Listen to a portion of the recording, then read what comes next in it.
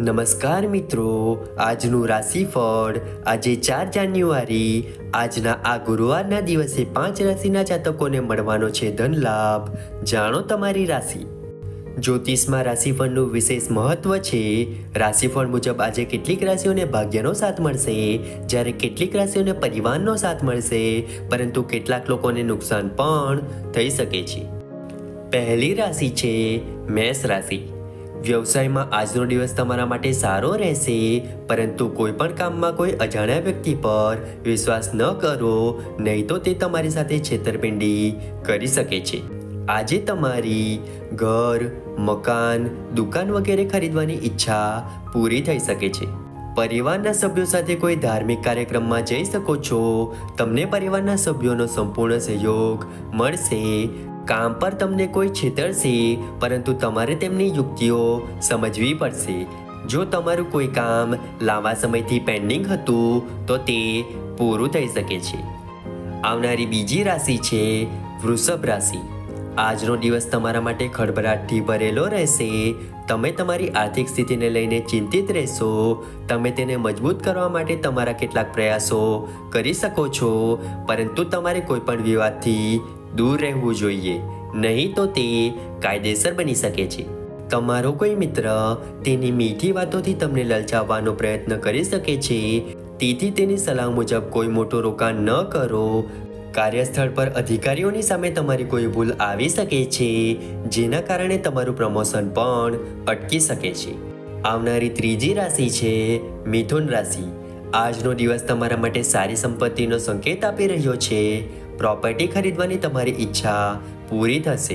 જો તમે લાંબા અંતરની યાત્રા પર જવાનું વિચારી રહ્યા છો તો તેને થોડા સમય માટે મુલતવી રાખો.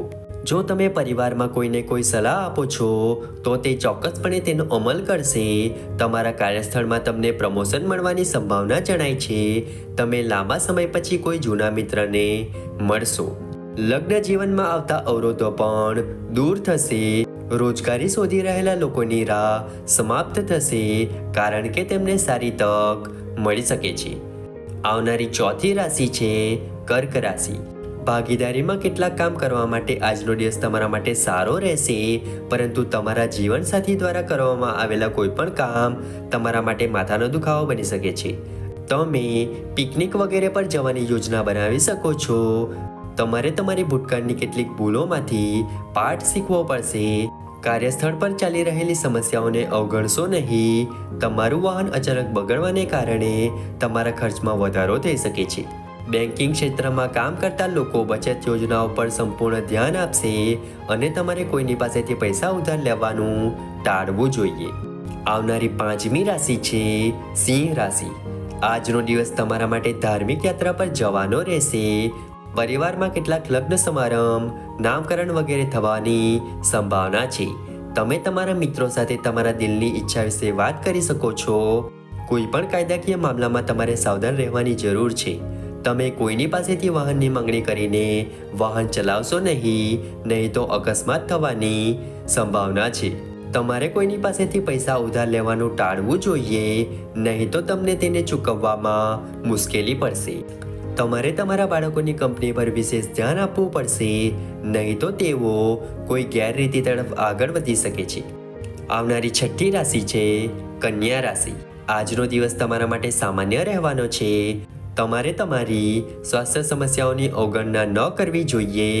તમારી સેવાકીય પ્રવૃત્તિઓ પર સંપૂર્ણ ધ્યાન આપો, અન્યથા સમસ્યાઓ આવી શકે છે. તમારા સાથી પણ તમારા વર્તનથી પરેશાન રહેશે. જો તમે તેને બદલતા નથી તો તમારે તમારા કોઈ સંબંધી માટે પૈસાની વ્યવસ્થા કરવી પડી શકે છે. જો તમને કોઈની મદદ કરવાનો મોકો મળે તો ચોક્કસ કરો, પરંતુ તેની સાથે તમારે તમારા કામ પર પણ ધ્યાન આપવું જોઈએ, નહીં તો તમારા કામમાં વિલંબ થઈ શકે છે. તમને કેટલીક મહત્વપૂર્ણ માહિતી મળી શકે છે. આવનારી સાતમી રાશિ છે તુલા રાશિ. વેપાર કરતા લોકો માટે આજનો દિવસ મૂંઝવણભર્યો રહેશે. કોઈ ખાસ કામના કારણે તમારે પ્રવાસ પર જવું પડી શકે છે. જો તમે કોઈ નવું કાર્ય શરૂ કરવા જઈ રહ્યા છો તો તમારે તેમાં સાવધાની રાખવી પડશે, અને તમારે તમારા સ્વાસ્થ્ય પ્રત્યે સાવચેત રહેવું પડશે, નહીંતર સમસ્યાઓ આવી શકે છે. તમારે કોઈ કામ માટે અચાનક પ્રવાસ પર જવું પડી શકે છે. ભાઈ બહેનો સાથે કોઈ મુદ્દે વિવાદ થયો હશે તો તેનું નિરાકરણ આવશે. તમે તમારા બાળકો તરફથી કોઈ સારા સમાચાર સાંભળી શકો છો. આવનારી 8મી રાશિ છે વૃશ્ચિક રાશિ. આજનો દિવસ તમારા માટે આનંદદાયક રહેશે. તમે કોઈ શુભ કાર્યક્રમમાં ભાગ લઈ શકો છો. કોઈના દ્વારા ગેરમાર્ગે દોરાશો નહીં. તમારે ભાગીદારીમાં કોઈ કામ ન કરવું જોઈએ, નહીંતર સમસ્યાઓ ઊભી થઈ શકે છે. વિદ્યાર્થીઓને માનસિક બોજમાંથી રાહત મળતી જણાય છે. પરિવારના કોઈ સભ્યની તબિયત બગડતી હશે તો તે દૂર થઈ જશે. મુસાફરી દરમિયાન તમને કેટલીક મહત્વપૂર્ણ માહિતી મળશે. તમારો કોઈ મિત્ર તમને રોકાણ સંબંધિત કોઈ યોજનાનો ઉલ્લેખ કરી શકે છે. આવનારી 9મી રાશિ છે ધન રાશિ. આજનો દિવસ તમારા માટે મિશ્રિત રહેવાનો છે. સામાજિક ક્ષેત્રોમાં કામ કરતા લોકોની છબી વધુ સુધરશે. વેપાર કરતા લોકો કોઈ નવું કામ કરવાની યોજના બનાવી શકે છે. તમારા માતા પિતાના આશીર્વાદથી તમારું કોઈ પણ અટકેલું કામ પૂર્ણ થશે. તમે તમારા બાળક માટે નવું વાહન લાવી શકો છો. જો તમારા અને તમારા જીવનસાથી વચ્ચે થોડું અંતર હતું તો તે પણ દૂર થઈ જશે. જો તમે કોઈ લોન લીધી હોય તો તમે તેને ઘણી હદ સુધી ચૂકવવામાં સફળ થશો. શેર માર્કેટમાં રોકાણ કરવું તમારા માટે સારું રહેશે. આવનારી 10મી રાશિ છે મકર રાશિ. વેપાર કરતા લોકો માટે આજનો દિવસ નબળો રહેવાનો છે. કારણ કે જો તમે કોઈ જોખમ લેવાનું નક્કી કરો છો તો તેનાથી તમને થોડું નુકસાન થઈ શકે છે. વિદ્યાર્થીઓ કેટલાક નવા સંશોધનમાં ભાગ લઈ શકે છે. તમારે કોઈ કામ માટે થોડી દૂરની યાત્રા પર જવું પડી શકે છે. તમે તમારા કેટલાક વિરોધીઓથી પરેશાન થઈ શકો છો, જે તમારા મિત્રો જેટલા દુશ્મન હોઈ શકે છે.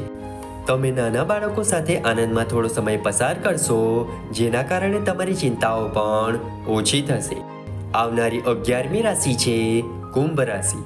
સામાજિક ક્ષેત્રે કામ કરતા લોકો માટે આજનો દિવસ સારો રહેવાનો છે. તમારી ઇમેજ જાળવવા માટે તમારા કામમાં ઢીલ ન કરવી જોઈએ, તો જ તમારો જાહેર સમર્થન પણ વધશે. જો તમે લાંબા અંતરની મુસાફરી પર જવાની તૈયારી કરી રહ્યા છો તો તમારે ખૂબ જ સાવચેતીપૂર્વક આગળ વધવું પડશે, નહીં તો સમસ્યાઓ ઊભી થઈ શકે છે. પરિવારના કોઈ સદસ્યની તબિયત અચાનક બગડવાને કારણે ઘણી ઉતાવળ રહેશે. તમારો કોઈ વિરોધી તમને પરેશાન કરી શકે છે, જેને તમે તમારી ચતુરાઈથી સરળતાથી હરાવી શકો છો. આવનારી 12મી રાશિ છે મીન રાશિ. આજનો દિવસ તમારા માટે મિશ્રિત પરિણામ આપનારો રહેશે. જો તમે તમારા વ્યવસાયમાં કોઈ ફેરફાર કરવાનું વિચારી રહ્યા હતા તો તમે તે કરી શકો છો. કોઈ નવું કામ શરૂ કરવું તમારા માટે સારું રહેશે. તમારું મન પૂજા અને આધ્યાત્મિક કાર્ય તરફ આગળ વધશે, જેનાથી તમારું મન પ્રસન્ન રહેશે. અભ્યાસની સાથે સાથે વિદ્યાર્થીઓ કેટલીક સ્પર્ધામાં ભાગ લેશે, જેનાથી અભ્યાસમાં તેમની રુચિ વધી શકે છે. જો તમે કોઈ રોકાણ કરવા જઈ રહ્યા છો તો સમજી વિચારીને કરો, નહીં તો તમને થોડું નુકસાન થવાની સંભાવના છે. મિત્રો, આજનું રાશિફળ તમને કેવું લાગ્યું કમેન્ટ કરીને જરૂર જણાવશો. વિડીયો ગમ્યો હોય તો વિડીયોને લાઈક કરીને ચેનલને સબસ્ક્રાઈબ અથવા ફોલો કરવાનું ભૂલતા નહીં.